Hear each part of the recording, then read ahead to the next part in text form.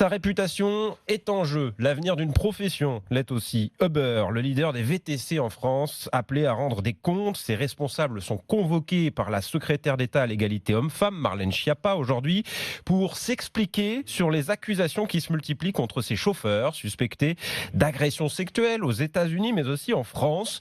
Rémi Inc. a recueilli le témoignage d'une jeune femme pour RMC. Elisa a 26 ans et à 3 reprises, elle a eu très peur pendant une course Uber.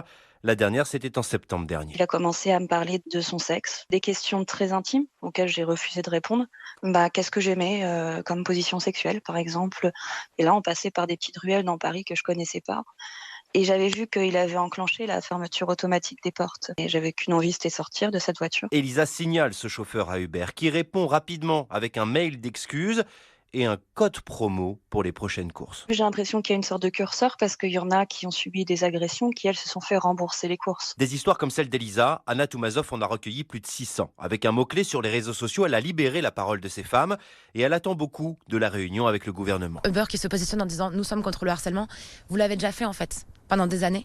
Et pour autant, il y a eu jusqu'à des viols sur votre plateforme, donc ce n'est pas normal. Les autorités publiques veulent se saisir de ça et je salue ce geste. Ces autorités comme la justice, ça va être à elles maintenant de prendre leurs responsabilités. Du côté de Uber, on assure que la plateforme va faire de nouvelles propositions comme améliorer les procédures et mieux accompagner les victimes.